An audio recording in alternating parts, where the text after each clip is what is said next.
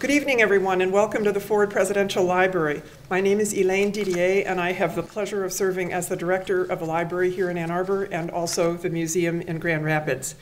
We are delighted that you are here for the second program of our winter series, and we are especially delighted you are here on a day like today. You are brave Ann Arbor souls, and I am very proud of you. Tonight's program is brought to you with support from the National Archives and Records Administration, our parent organization, in outstanding partnership with the Ford Presidential Foundation, and it's an honor for us to have Joe Calvaruso, the executive director of the foundation, with us tonight. So Joe, say hello to Ann Arbor. And he gets special points because he came to us from a meeting at Albion College all day, and he has to drive back home near Kalamazoo tonight. So I think he deserves extra cookies before he goes. We're grateful to all of you who are members of Friends of Ford and contributors to the foundation, because it is your support which makes possible programs like tonight's. Tonight we are being filmed by U of M Michigan Media, and we would ask that when we get to the Q&A, the question and answer period after the program, you please go to the microphone at the rear of the center aisle so that everyone watching it later on cable can hear your question. Tonight we have the distinct honor of hosting Peter Baker, an accomplished journalist and author who will discuss his new book, Days of Fire, Bush and Cheney in the White House. As you might guess, Mr. Baker has been in great demand recently and has been featured across the country on television news shows of every network and cable channel, including Colbert. He has spoken at the LBJ Library, the Clinton School, Southern Methodist University, and is just back from a road trip to Harvard, Duke, and the New York University Club. So it's about time you put a first-class university environment on your agenda. The library was fortunate to have Mr. Baker here in March of 2009 discussing the first 100 days of the Obama administration. Now, think about it. That's pretty impressive when you realize that at that point, President Obama had only been in office for 49 days. Peter's very good. He is currently the chief White House correspondent for the New York Times and a contributing editor for the New York Times Magazine. He has covered the administrations of 3 presidents. For 20 years, he was at the Washington Post covering the presidencies of Bill Clinton and George W. Bush. And now at the New York Times, he is responsible for covering President Obama and his administration. Peter won the Gerald Ford Journalism Award for Distinguished Reporting on the Presidency for his coverage of President Bush, and received the Aldo Beckman Memorial Award for coverage of President Obama. Peter is a prior author of the New York Times bestseller, The Breach, which is about the Clinton impeachment, and with his wife, Susan Glasser of the Washington Post, he is co-author of Kremlin Rising, which is about Vladimir Putin's Russia. And it might be a good time to take a look at that book if you haven't. Peter's newest book has received high praise from multiple eminent historians, journalists, and book reviewers, and I will quote just from a few. Days of Fire is steeped in facts, and the writing is clear and crisp. It's an ambitious, engrossing, and often disturbing study, a superbly researched, masterful account. Peter Baker tells the story of Bush and Cheney with the precision of a crack reporter and the eye and ear of a novelist. And finally, it's a magisterial study of the way Bush and Cheney influenced each other, waxing and then waning. High praise indeed. Please join me in welcoming Peter Baker back to the Ford Presidential Library.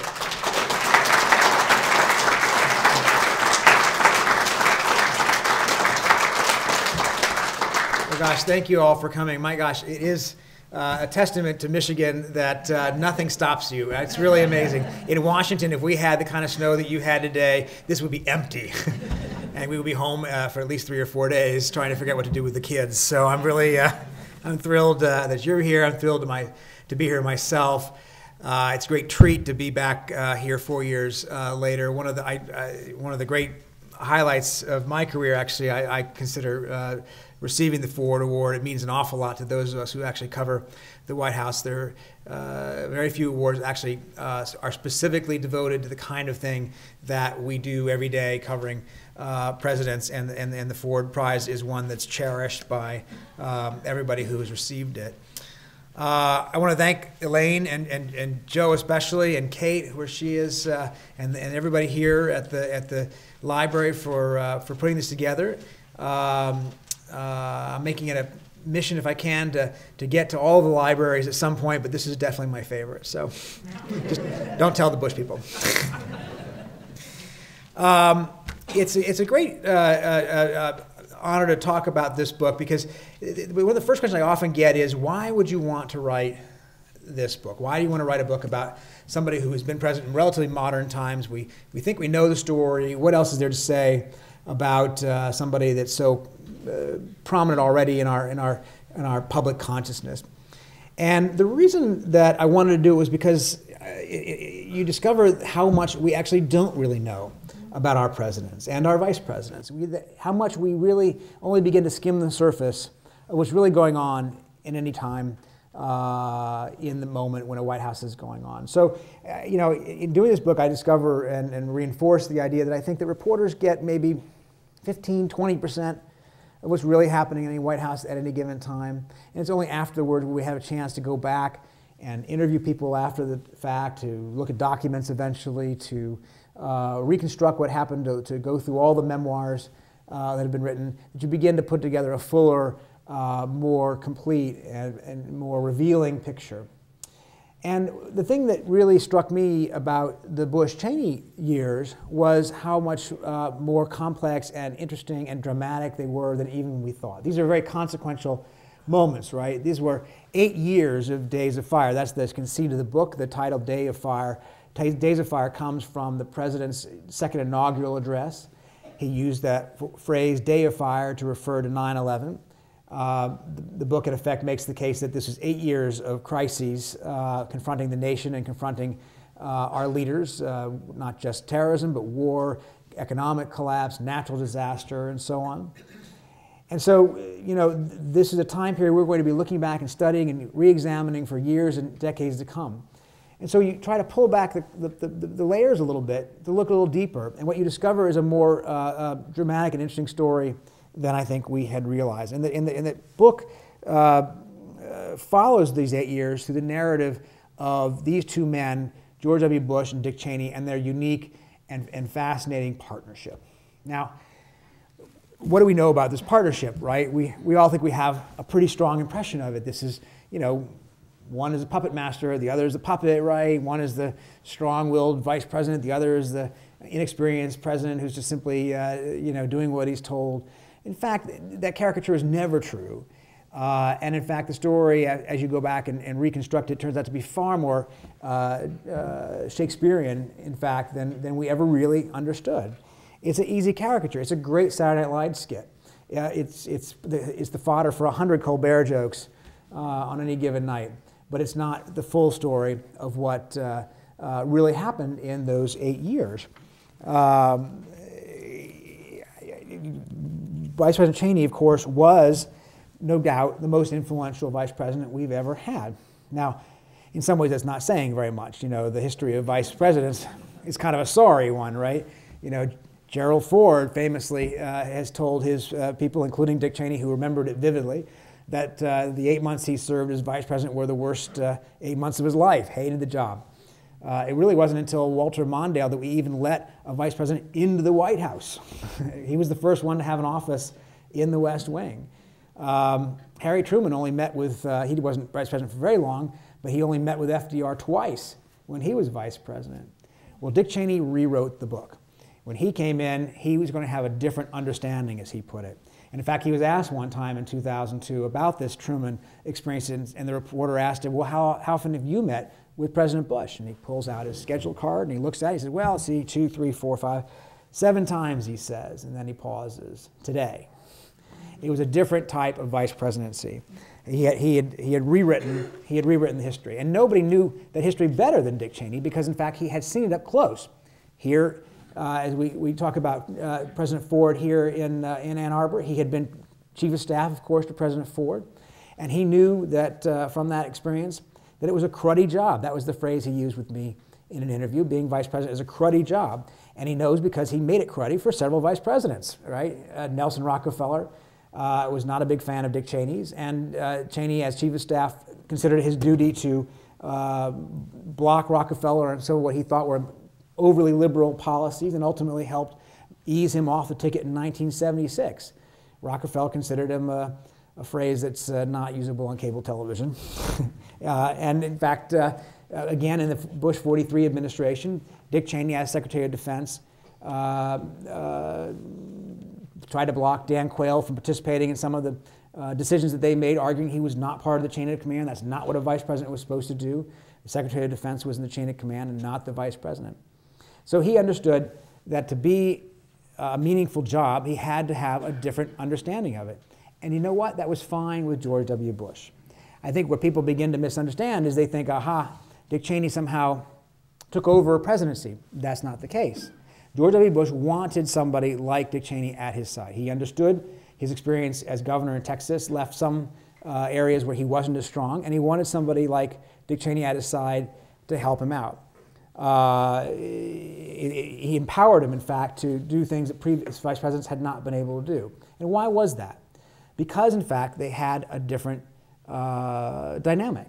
Vice President Cheney was the first vice president in modern times not to want to run for president. That completely changes that dynamic. Think about that. Like, I think Charles Dawes back in the 20s was the last vice president, sitting vice president, who didn't ultimately try to run for president. And that's because Cheney had already decided he didn't want to do the job. He thought about it at one point, had no ambition to run for president. And that allows a president to trust a vice president in a different way.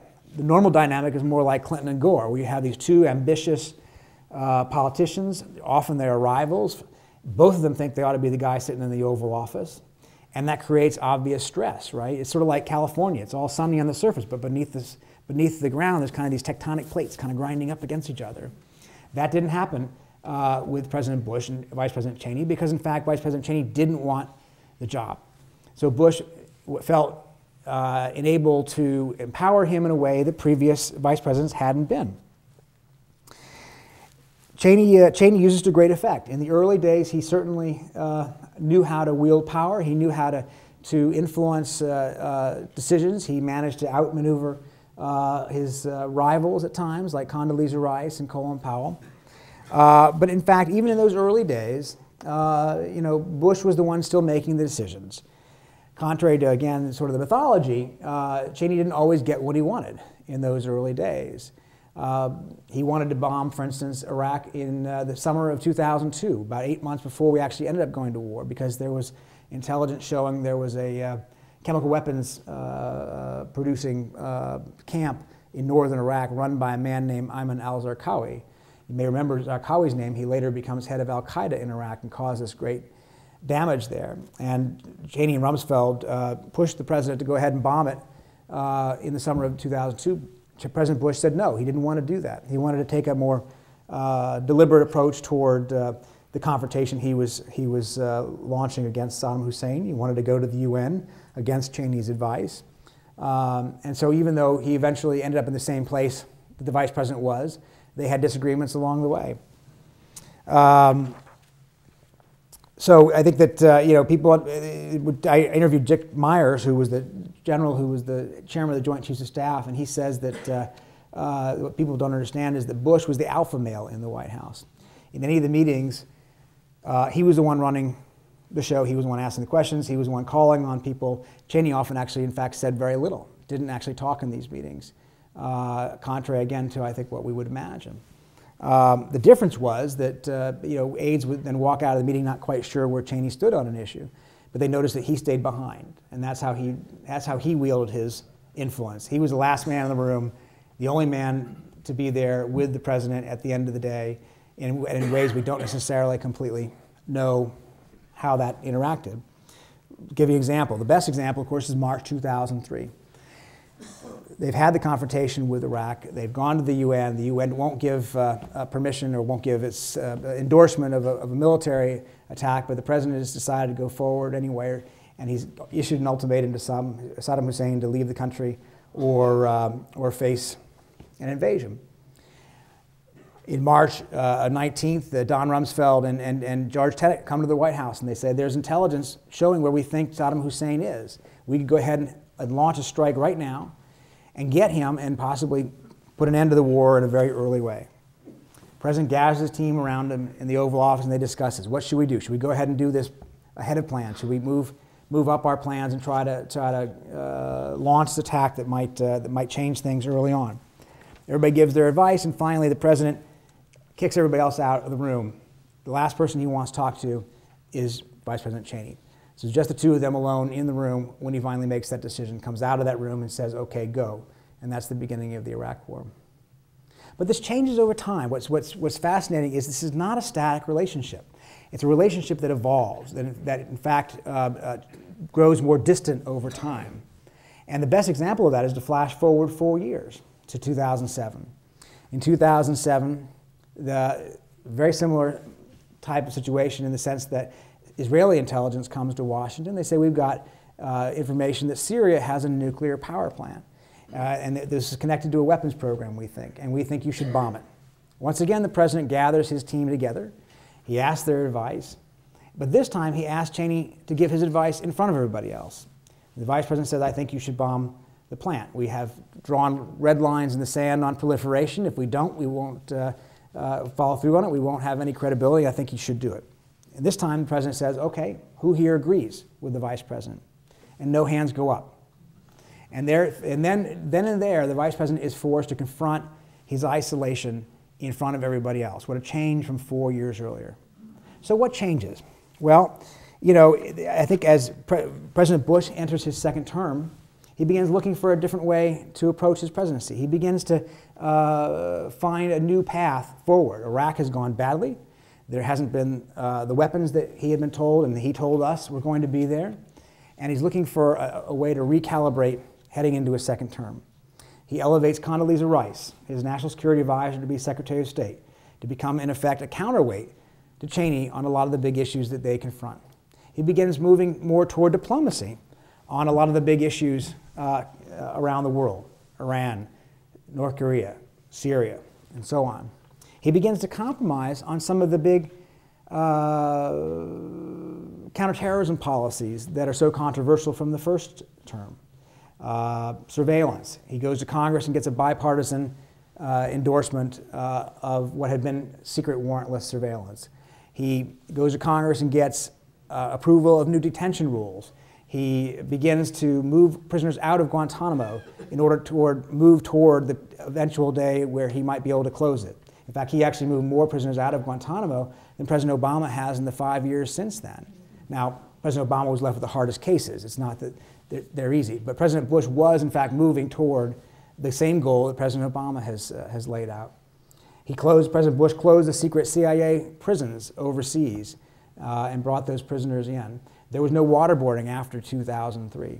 He was beginning to move in a different direction. And Vice President Cheney saw this as a disturbing trend. He thought this was moving away from the principles that the two of them shared and that the country might be in danger as a result. And he began fighting back, quietly, in the privacy of the White House. But time after time, the two of them found themselves on opposite sides of many issues.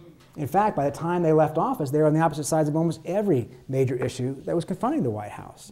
On the opposite sides, not just of Syria and Iran and North Korea, but on Middle East peace, on Russia, on Lebanon, on climate change, on gay rights, gun rights, on the auto bailout, on Harriet Miers, on Donald Rumsfeld, and eventually on whether to give a pardon to Scooter Libby, the Vice President's Chief of Staff.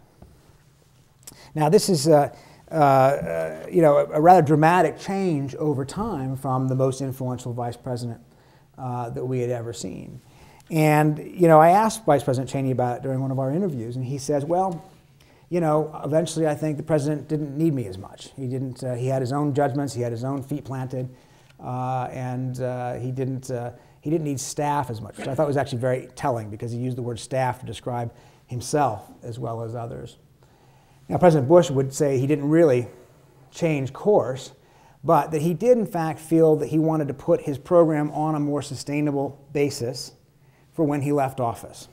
By compromising on some of these things, by trying to find some sort of consensus on them, he could leave office having left a program to a successor, Democrat or Republican, that wouldn't be reversed the minute he left office. And that's kind of what happened. President Obama ran against Bush's first term but inherited Bush's second term. And by that I mean, in effect, the compromises that have been put in place by the time President Obama takes office mean that he doesn't, in fact, throw everything out.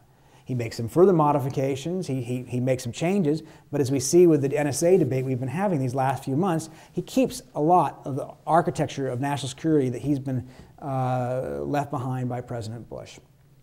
Now, you know, President Bush and Vice President Cheney are left with these sort of, you know, years of tension beneath the surface. And they all finally come to a head in the last days of the administration. Frustrated by all the different ways that he has lost on major issues, Vice President Cheney comes to President Bush with one final request. He wants a pardon, as we talked about a second ago, for Scooter Libby. Now, Scooter Libby, of course, was his chief of staff and national security advisor, very important advisor to Vice President Cheney, arguably Cheney's Cheney, as some put it, and he had been convicted in the CIA leak case. Now, he wasn't convicted of the leak itself, nobody actually ever was, but he was convicted of perjury and obstruction of justice for not telling the truth about how he had learned that Valerie Wilson was affiliated with the CIA. Cheney thought it was a bogus prosecution. He thought it was political. He thought the prosecutor was out after him and that Libby had taken the bullet, in effect, for him. And he told Bush that this shouldn't be allowed to stand, that Libby should be pardoned as they're getting ready to walk out the door.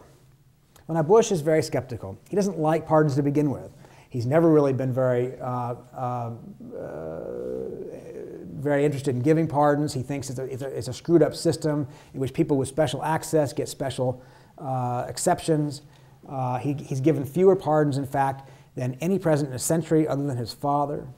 He's learned the lessons of what happened with his father, who gave last-minute pardons walking out the door, and President Clinton, who gave last-minute pardons walking out the door. President Clinton's were especially controversial for Mark Rich and some of these other folks who ended up being so hotly disputed. And so Bush was inclined not to do it in the first place. But he sends his lawyers out to go relook at the case. He says, you know, go through the transcripts, find out whether or not a pardon might be justified. And they do. And they also meet with Scooter Libby in a seafood restaurant near the White House. And they talk with him about it. And they come back to the White House and they come back to the president and they say, well, we think the jury was justified. We think they had every reason to find what they found. And Bush says, fine, okay, no pardon. And he has the most difficult lunch he's had in the 8 years with Vice President Cheney, and he tells him no pardon. And Cheney lashes out at him and says, you're leaving a good man wounded on the field of battle, which is a really harsh thing in the Bush world because it attacks the very thing that Bush values most, his own sense of loyalty to his people. And it's a cutting comment, and it's something that begins, and it really gnaws at him. It really bugs him. Cheney has been after him and after him and after him for weeks. He thought he had finally made a decision, and yet he couldn't quite put it behind him, which is unusual for Bush, right? He's the decider, memorably, right? We heard him describe himself that way, and he famously didn't second-guess decisions once he had made them, but this one he did. He goes to Camp David for his final weekend of his presidency. It's supposed to be kind of a celebration, or at least a commemoration with family and friends. 8 years of extraordinary times. They want to, you know, mark the occasion. In fact, Bush is so tired at this point. He's been through so many different things. Just a couple weeks earlier, he had been at the White House having a Medal of Freedom ceremony, and one of the people he awarded a medal to was Morgan Freeman, the actor. And President Bush recalled that Morgan Freeman had played a president in a movie before, a movie called, oh no, I'm blanking on the movie. The one where the comet hits the planet and destroys all civilization. And Bush kind of ad-libs at this point. He says, that's about the only thing that hadn't happened in the last 8 years. He's tired, he's done, he wants to go home, he's ready to go back to Texas. And yet here he is, his final weekend, and he's dwelling on his fight with his vice president. And he calls his old aide, Dan Bartlett, back in Texas and says, this is just really consuming me. And Bartlett says, you need to stop letting it haunt you like this. And Condoleezza Rice is up at Camp David, and she pulls him aside into another room and says, you can't let this be a pall over your last days. Finally, Laura Bush says to him, you know, basically, you know, you have to make a decision. You're ruining this for all of us. and he basically decides, okay, he's gonna stick to his decision, no pardon. He goes back to the White House. 2 days later, it's Inauguration Day. Barack Obama, the newly elected president, comes to the White House for the traditional coffee between incoming and outgoing presidents. And the two of them then get in the car together to head to the Capitol for the ceremony. And it's just the two of them in the back seat, other than the Secret Service in the front, and they're heading a mile up Pennsylvania Avenue. And President Bush, 8 years of days of fire, offers one last piece of advice to his successor. He says, whatever you do, set a pardon policy early and stick to it. In other words, learn how to say no to your vice president. There he is, literally in the last minutes of his presidency, with all the things that they had gone through. What's on his mind is this unpleasant end to the partnership that he had forged with Vice President Cheney. Well, what happens then? We all know, of course, the two of them go their separate ways. President Bush goes back to Texas. He's done with politics. He wants nothing to do with it anymore. That's the swamp, he says. You're not going to pull me back into that swamp. I'm done. A couple of years ago, he had a dinner party for some friends in Dallas, and he told them, he said, when I saw Obama's hand go up over that Bible, I thought to myself, free at last, free at last. But Vice President Cheney was free at last too, right? He was no longer the subordinate. He no longer had to be deferential to the boss. And as a free actor out in the world again, he became a very tough critic of President Obama. Very vocal, he began talking about how he thought that President Obama's policies were endangering the country. He was particularly upset at the idea of reinvestigating some of the CIA officers who had been involved in interrogations. But what's interesting about that was Vice President Cheney's public battle with Obama seemed kind of like a proxy for his private battle he'd had with Bush. The issues that had upset him so much in those last few years, finally he could give vent to in a public way with a Democrat as the target rather than his president, the Republican, but the issues were the same. Finally he was telling us what he really thought. So where are they today? What are their relationships? Well, President Bush was asked about this actually on Air Force One a few weeks ago when he traveled down with President Obama to Mandela's funeral. And he was asked, how often do you see Vice President Cheney? He says, never. And he's asked about some new book that has the two of them on the cover together. And he says, I don't understand why he's on the cover. He says, he's just one of many advisors I had. The telling moment comes in the last April when President Bush opens his own presidential library. He's down in Texas, down in Dallas at SMU. And he has a very nice ceremony and a beautiful day. The vice president is there. And President Bush has nice things about him from the podium, as he's, of course, wont to do. But it was very clear, but it was kind of telling that Condoleezza Rice was on stage and had a speaking role. Vice President Cheney was in the audience sitting with the kids and the cabinet secretaries. And if you went into the library afterwards and you looked around at how the museum part, you looked at how President Bush wanted his presidency to be remembered, right? Because this is before they turned it over to the archives. This is how a president conceives of his legacy, in effect. You see exhibits on Iraq, on his freedom agenda. You see an exhibit on PEPFAR, his AIDS program. You see a beautiful portrait of Laura Bush. You see pictures of the daughters. There are videos hosted by Condoleezza Rice and Josh Bolton and Andy Card. There's even statues of the dogs. What there isn't is Dick Cheney. He's nowhere to be found in the museum. This is how far the two had traveled over 8 years, which I think is very telling and very interesting. And I think it's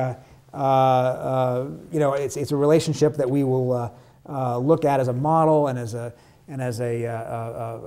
fodder for study for many years to come. So I think with that, why don't we can open it up for questions, and we can talk about Bush and Cheney. We can talk about Russia and Ukraine if you want, right? And President Obama or anything else that might suit your fancy. So.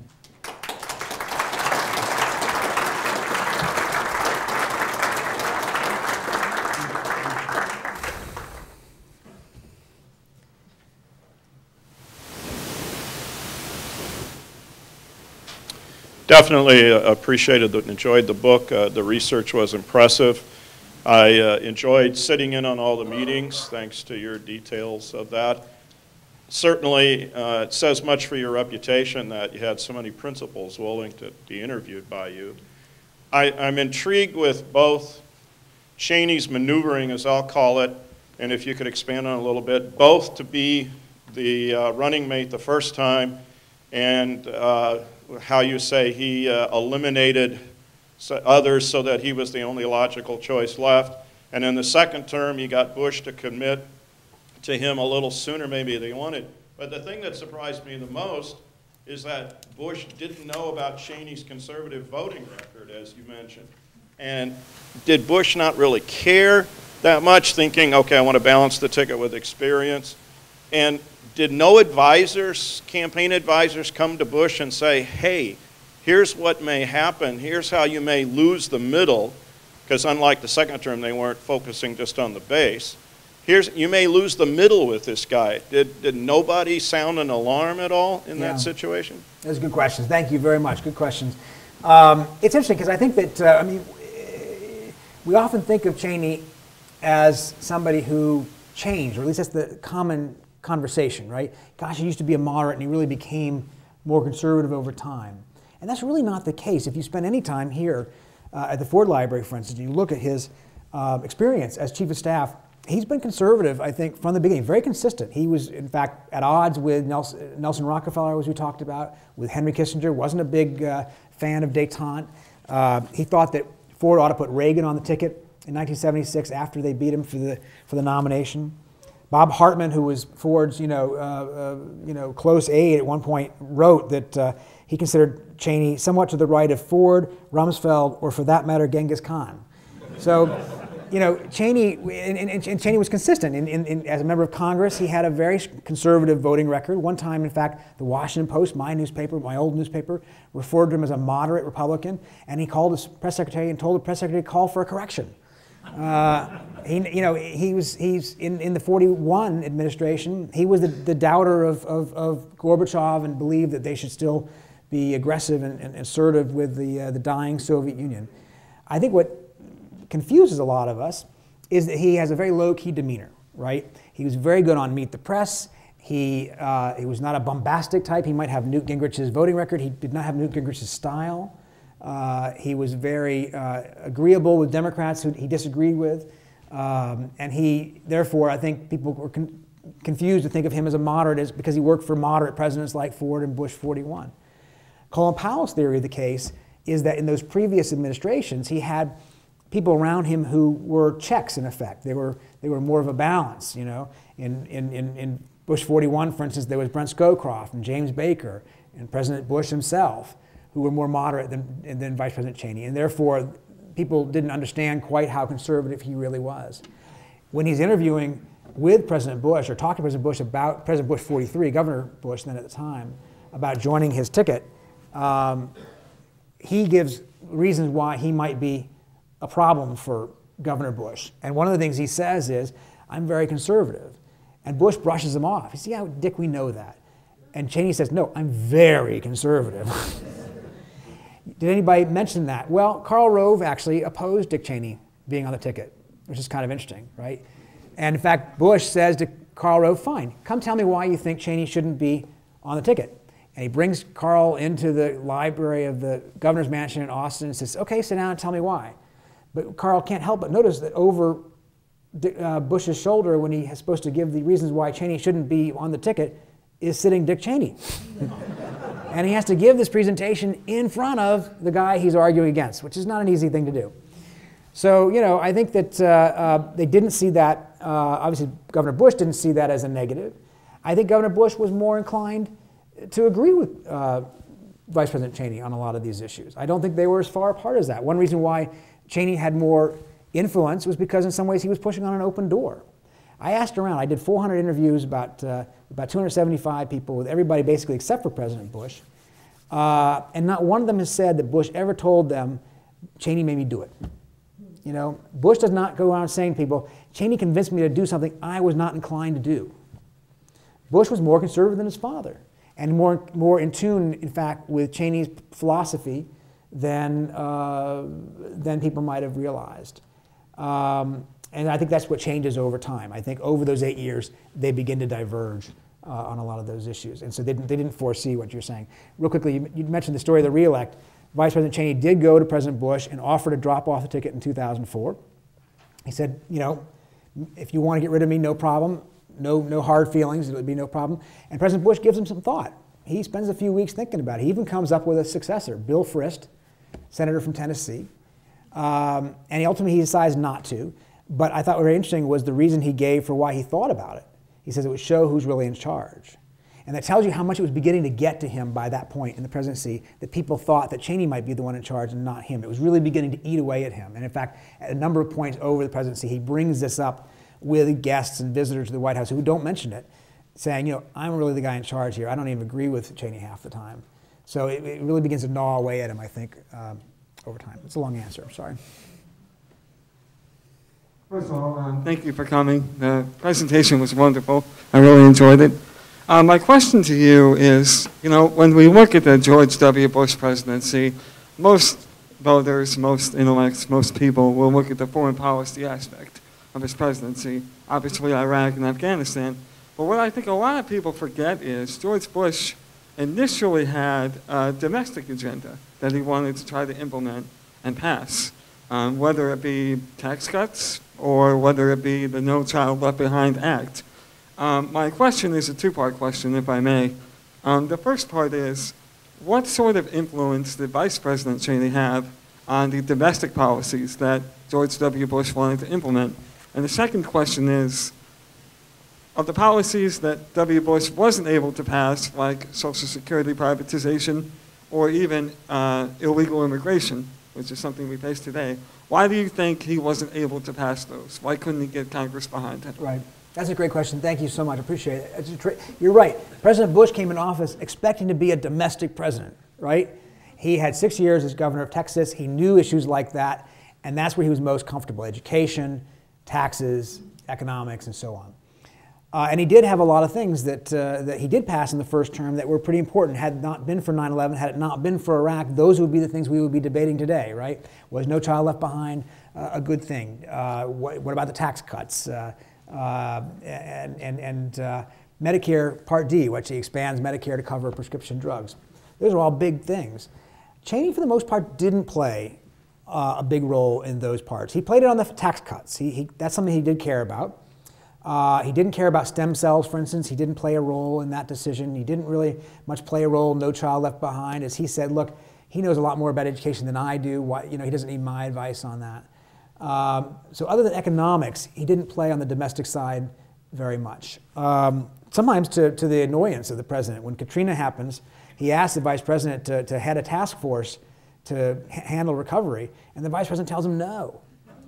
He says, well, I think it's going to be a paper tiger. I won't have any real authority. I'd just as soon not do it. So, you know, he husbanded his energies for the issues he cared most about, which tended to be national security. Aides would come to him and say, well, gosh, sir, we're really upset about this environmental thing or this economic thing or this domestic thing. He'd say, look, if you guys want to go fight it out in the staff meetings, fine. But I'm not going to use my energy for it, just so you know. So he really, you know, having said that, he did have that impact because that staff of his was pretty assertive and did play a big role in some issues even that he himself was not necessarily all that interested in. And because they came from his office, they had a little extra juice, and people assumed the vice president was more interested than he was. So you mentioned Social Security immigration. Why did they happen?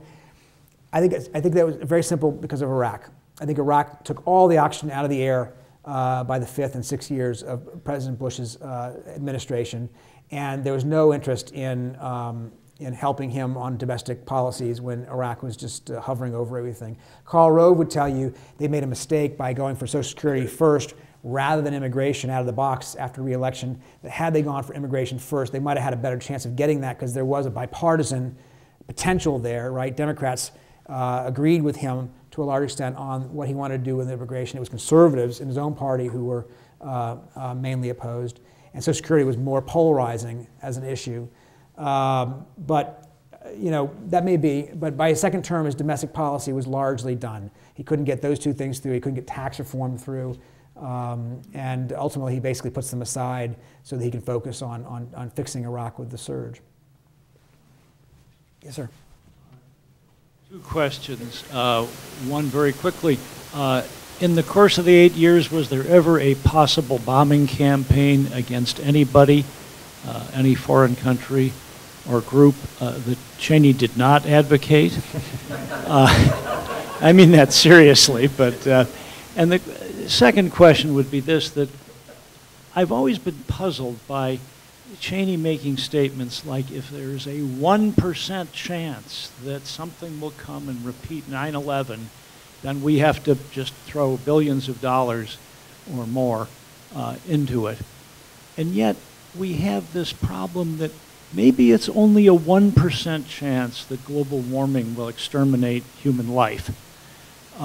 And there seems to be no, and I think it's higher than that myself, but there seems to be no comparable concern with something that may not have 99% probability. Yeah, yeah. No, that's a very, very good questions. On the first, you know, Cheney is a funnier guy than people often realize, and he had a pretty wry sense of his own perception, how people saw him. His friend David Hume Kennerly, also a friend of the people here in this room, once asked him, came into a room one morning and said, "Hey Dick, you bombed any small countries this morning?" And Cheney, without missing a beat, says, "Yeah, that's one of the things I love about this job." You're right, he was on the more muscular side of most of those debates. If there was a question of should we use military force, he was more likely to say yes. Obviously, the Syria example we just talked about is one where he advocated it and lost. He was certainly more willing to at least think about it with Iran. And even with Russia, there was a discussion in 2008 during the Georgia War about whether or not there should be some sort of involvement in trying to protect Georgia. Now we're talking about things like giving stingers to the Georgians or putting some peacekeepers on the ground to try to deter the Russians, or possibly there's some loose discussion about bombing the Roki Tunnel. The Roki Tunnel is the main corridor that Russians took into Georgia. And Condi Rice was quite upset about this. She said there was a lot of what she called chest thumping in these meetings about what they should do. And it came to Steve Hadley, her successor as National Security Advisor, to kind of put it on the table. And in a meeting with the president, he says, "Okay, I want to ask, does anybody in this room think we actually ought to use force and go to, you know, and possibly go to war with Russia?" And the president's kind of confused. He doesn't understand why Hadley's doing this. He thinks this is kind of a ridiculous question. But Hadley goes around the room and makes everybody basically say, no, we think it's not a good idea. Even the vice president says, no, I don't think that's a good idea. And the point is, and Bush gets it at this point, is Hadley trying to put everybody on the record. All right, I don't want anybody writing memoirs later saying I advocated a stronger response and the president didn't do it. He wanted to confront their bluff, in effect. Are you really willing to go to war with Russia? Because that's what possibly could happen if we did some of these things. And everybody in the room, including Cheney, finally says no. So these questions did come up a lot. He did tend to be on one side of those issues, no question about it. Your second question on the climate change is a good one. You know, I can't really answer on his thinking about climate change in general. Obviously, he was an oil man. He had a point of view from that. His thinking on the 1% thing, to understand it a little better, is to remember that he spent the 80s doing these continuity of government exercises. And he was a member of Congress at the time. Once a year, they would snatch him up and a few other people and take him off to some mountain retreat somewhere and pretend the world had ended, in effect, right? We'd had a nuclear war, and how do you reconstitute a government? And he played the chief of staff of the White House in these exercises.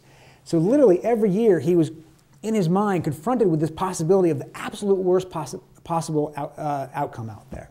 So when 9/11 comes along, even before that, he's been thinking about this. 9/11 is the manifestation of some of the worst fears he had ever had.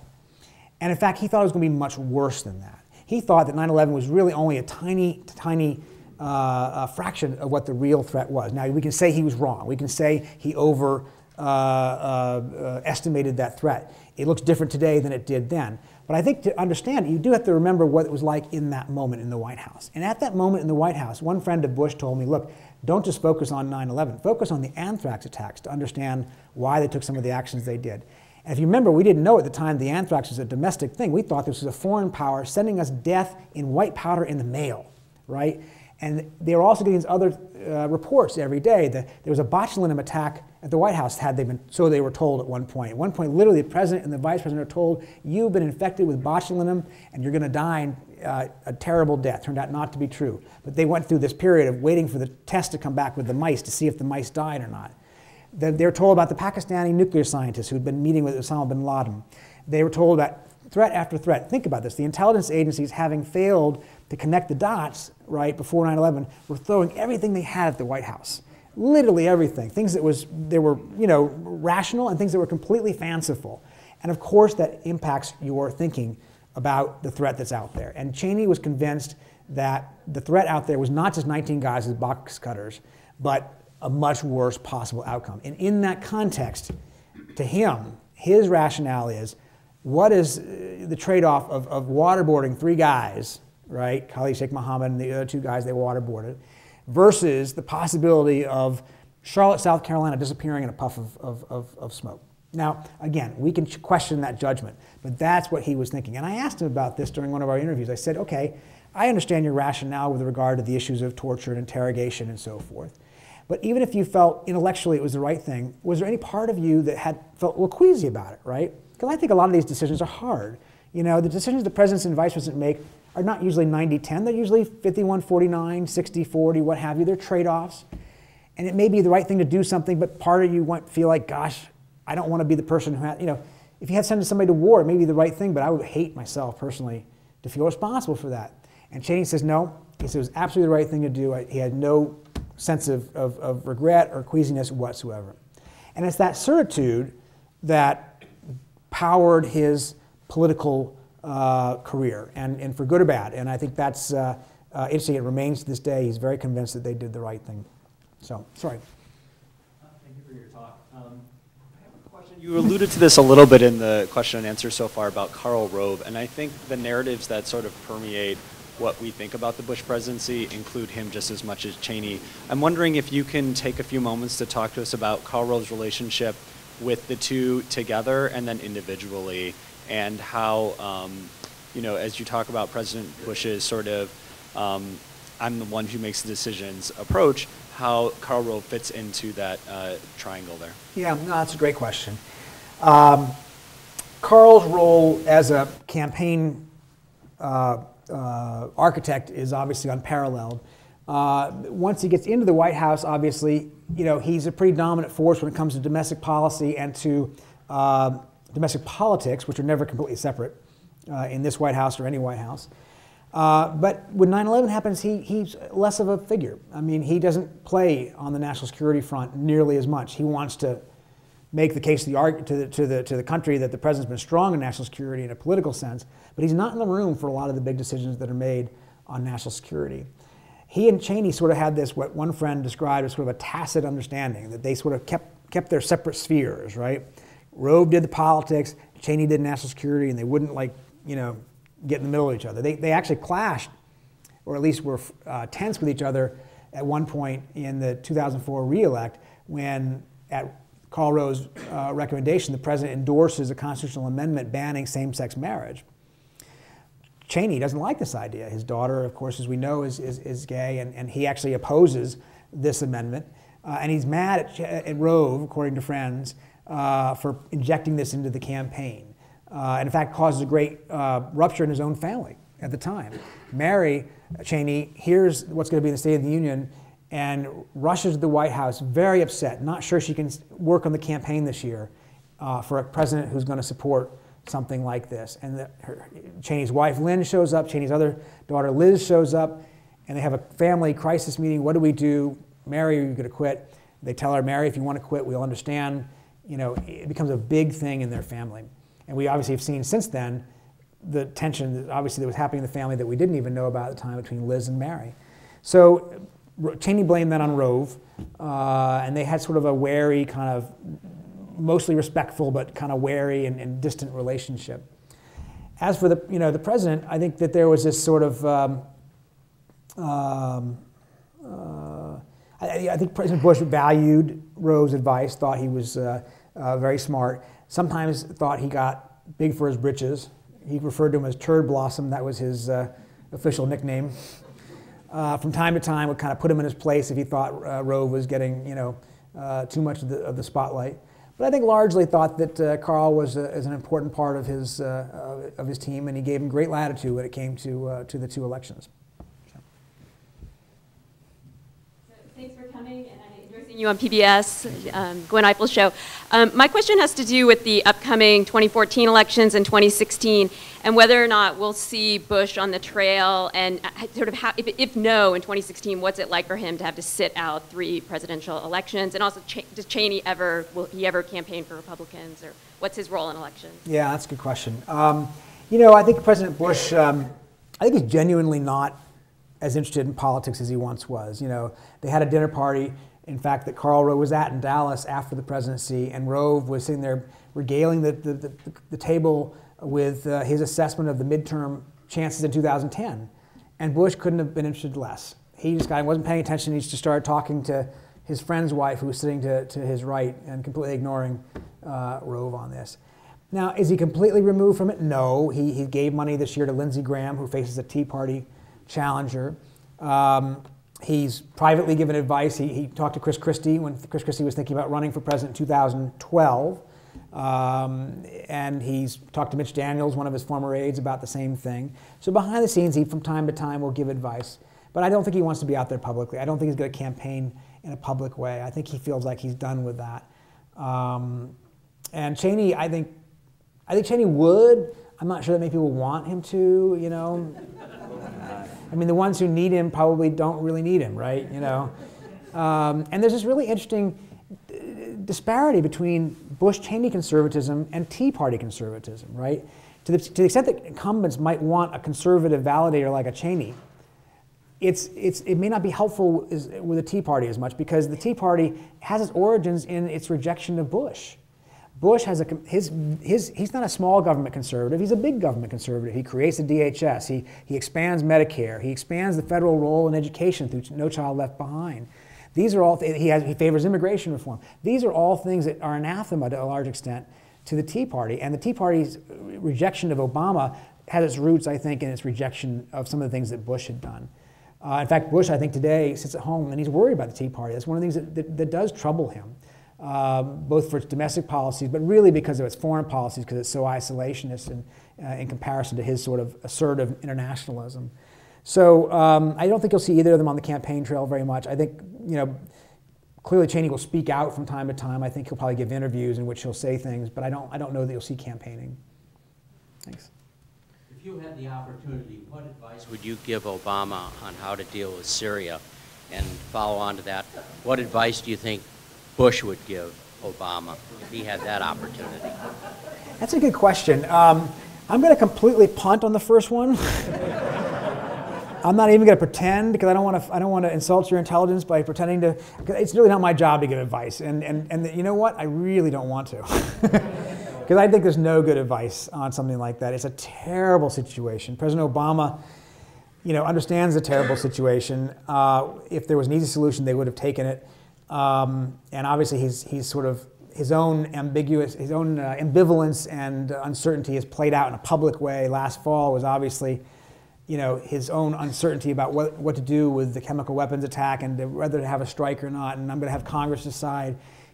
You know, whatever side you might be on in that debate, he seemed to be all over the place and didn't really bring the country behind him. So I think he had a rotten experience with that at the time.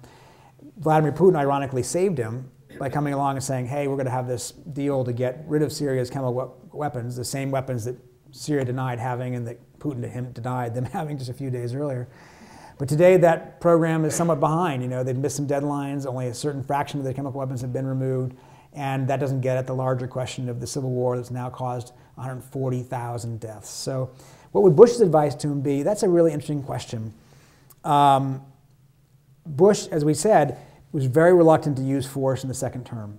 You know, having gone through with Iraq what he had gone through, at every opportunity where people came to him and said, here's an opportunity to use force, he said no, including against Syria. So what would he advise Obama? I think he would advise Obama to be a little bit more decisive than he's been, and to be, you know, more clear-cut about what American interests are there. And if there are going to be American interests, what are we going to do about it? President Obama's problem in part had been setting a red line that he hadn't really thought through what would happen if we crossed it, right? Because of course a guy like Assad is going to cross that. And but President Bush was very allergic to new military ventures in his second term. You know, like for instance, at various points people talked about whether to use helicopters to try to help the people in Darfur who were being, you know, slaughtered by the Janjaweed. And President Bush was inclined to help. He really personally felt quite upset about what was happening in in Darfur, but ultimately rejected it because it's just, we can't have one more war in another Muslim country. And I think, he confronted, in a way, the same issue that Obama confronts today, which is, the idea that, how many of these things can we get involved in? And I don't know, it's a really good question. I'd love to ask him that, what he thinks the president ought to do in Syria right now. Yes, sir. I'd like to ask you, I apologize. Can you hear me okay? Yes. I'd like you to comment on the relationships of Colin Powell and the Defense Secretary. Rumsfeld, yeah? Yeah, Rumsfeld. They seem to be pawns in that relationship between Bush and Cheney that you talked about. Powell having come from Bush 41 and Rumsfeld having been one of Cheney's first mentors. Right. They seem to get, it seems to me they got caught up in that relationship between those two. And I'd like to hear some That's a some great comments. question. Now, for anybody who didn't hear, it's about the Powell-Rumsfeld relationship and how that related to the Bush and Cheney tension. And it's a good question. I think that Powell was brought into the administration because he was the most popular Republican in the country, even more so than the new president, right? And so Bush 43 understood that he had to have Powell, he wanted to have Powell on the inside. He wanted his credibility, he wanted his stature, he wanted his, the reassurance to the country. He had basically offered him Secretary of State even before the election as a signal to the country, look who I'm going to have at my side. You can feel comfortable even though I don't know anything about national security because I have Colin Powell, I have Dick Cheney. But Powell's announcement, when they just announced he would be Secretary of State, Powell gives a statement as part of this. And it's sort of this bravura, tour of the horizon around the world in which everybody kind of was saying, well, gosh, he looks more presidential than the president. And in the back of the room, the president's guys are like, this isn't good. We don't like this. And that's where Rumsfeld comes from. Because, in fact, they began thinking, how do we find somebody who can counterbalance Powell? The first person they were thinking about for defense secretary was a senator named Dan Coates. But both Bush and Cheney interviewed him and thought, wasn't going to be strong enough to be a counterbalance to Powell. And so Rumsfeld is picked ultimately because they did feel like he was a forceful enough personality to counterbalance Powell. And then they spend the next 4 years fighting, the two of them, again and again and again, they and their people, constant sort of knife fighting in the classic Washington sense, leaking and using proxies. And Rumsfeld is very close to Cheney, and is his second in effect, trying to box out Powell. And Powell feels kept out of the loop at times on when the president decides to renounce the Kyoto Treaty and get rid of his, and his promise to cut back on carbon emissions, his campaign promise. Cheney gets him to do it without Powell even knowing about it. Powell gets a frantic phone call from Condoleezza Rice saying, hey, the president's just signed this letter, he's going to send it to the Hill, saying no way with Kyoto and we're going to renounce the campaign promise. And Powell says, well, stop it, I'm heading there right now. And he runs to his car and he races over to the White House. And by the time he gets there, he goes in the Oval Office to protest, and they say, sorry, it's too late, it's already gone. And essentially the same thing happens with the detention rules after 9/11 when Cheney shows up at the White House, in the Oval Office with a new order that the president can sign creating military commissions and basically disregarding Geneva. Powell again is left on the sidelines. So, Powell was frustrated any number of times. Dick Armitage, who was his deputy, actually advised him to quit at one point, which I don't think people really knew, saying they're just using you as cover to do things that you don't want them to do. And Powell said no, he wouldn't do it. He was a good soldier, he viewed himself as a good soldier. But interestingly, I think he gets credit for a position he never actually took. People see Powell as somebody who actually tried to stop the war. Well, not really. He actually tried to use more, he pushed Bush to do more diplomacy. He wanted there to be more coalition partners. He wanted him to take more time. He wanted there to be a second UN resolution if there could be. But when push came to shove, he didn't say to Bush, don't do it. Bush comes to him and finally says, I think I've decided to do it, Colin. Are you with me or not? And Powell says, yes, sir, I'm with you. And he had a chance to say, no, don't do it, and he didn't do that. He gave him warnings. He said, here are all the consequences if you do it. But he didn't say, don't do it.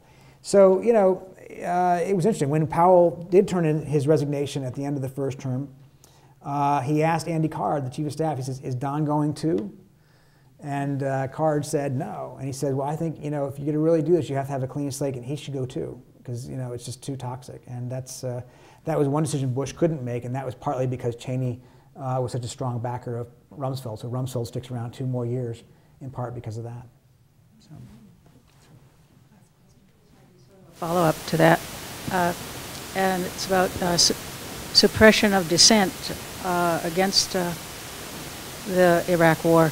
So there might have been dissent within the administration, and you might talk about misinformation that had to do with what Colin Powell was saying at the United Nations, and also suppression of public dissent, that it was difficult for the news media to find the public outcry against the beginning of the war. Well, it's a great question. I appreciate that. I would say on the part of the news media at that time, I would say first of all, I was out of the country, so I wasn't part of covering that. It was in actually the Middle East, waiting for the Iraq War to get started. I was in Kuwait, and I actually spent about a month in Saddam's Iraq, hanging out with inspectors and so on. So I don't have as good an understanding of what happened domestically with the media at that time. But obviously, the New York Times gets blamed for producing stories that were wrong about the intelligence, about what was in Saddam's Iraq. And the editors of the paper have admitted that, and they've said that we should have done a better job of questioning our sources and being more skeptical. I think to understand it, not to excuse it, to understand it is, reporters are to some extent hostages of sources, because we don't have subpoena power, we don't have spy satellites, we don't have the tools that a government has to discover information, and so a lot of the information we try to get is from government sources, and if the government sources are wrong, or if they mislead, it's a challenge for reporters to figure that out. There were some reporters who were more skeptical than others, and their stories should have gotten bigger play. There were dissents within the intelligence community, particularly on the nuclear part of the discussion, and those should have been highlighted further than they were. Having said that, the nuclear part was always the sketchiest part, and then the biological part to some extent too. But the chemical part, pretty much everybody thought was true. There wasn't a lot of disagreement about that inside the intelligence community, because he had had it before and he'd used it before. So who was to think he had gotten rid of it? And I think that sort of shaped a lot of the conversation and shaped a lot of the coverage. And I think we live with that legacy today, the media and the country and the government. If Iran is really pursuing nuclear weapons, why should we trust that? We were wrong before. How should we think this is right? Similar with Syria, the chemical weapons attack that was made in Syria. There were people out there who were very dubious about it because it felt like, gosh, here we are again. We're trying to gin up a war with the Middle East over over weapons of mass destruction. Now, in that case, they were actually used, as opposed to what happened in Iraq, which in 2002 there was nobody obviously using them. But that's the legacy that we live with today. That's a legacy of doubt, of skepticism, and uncertainty, and finding the right balance between being appropriately skeptical and not refighting the battles of the past. I think is a challenge for the whole politics and media in Washington. So I don't know that we found that right balance, but I think we're trying. So, one last question. Sorry. You started your talk talking about the office of the vice presidency and how, for 200 years the vice president was usually and almost always a weak position. We've only had one vice president since Dick Cheney left, but can you see a legacy from Dick Cheney's term as a vice president in Joe Biden's term? Yeah, that's a great question.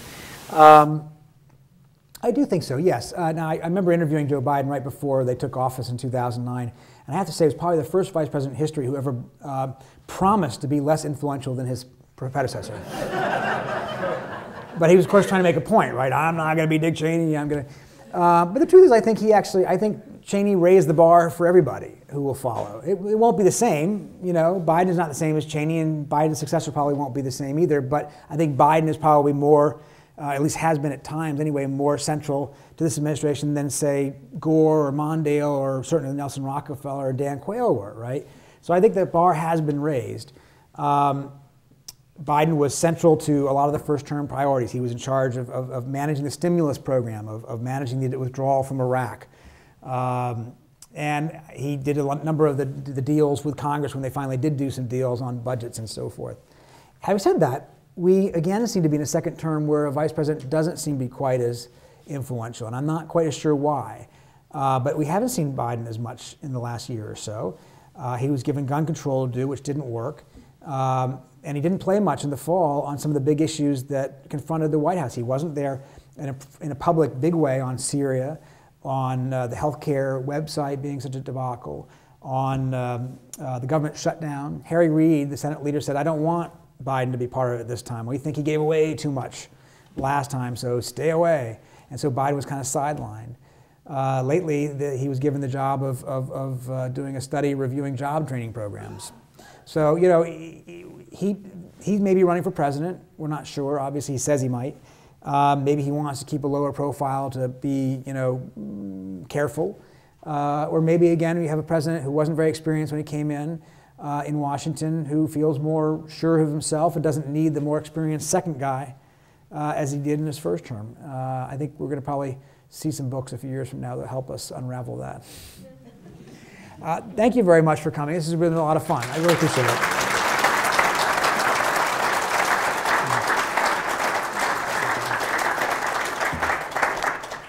So much, Peter, when you disappeared. We have a special president. Well, first of all, he was just as nuanced and thoughtful as he was before, which is why we invited him back. But there are two new biographies of President Ford, one in his youth and one by the Jim Cannon publication last year. And so we have a box set of these for you, great. so Thank that you. in future you can come and do more research at the Ford Library. That's great. And you'll have a starting point about President Ford. So thank you. Thank you so much. That's fabulous. Thank you very much. I appreciate it. This is just what I would like. That's good.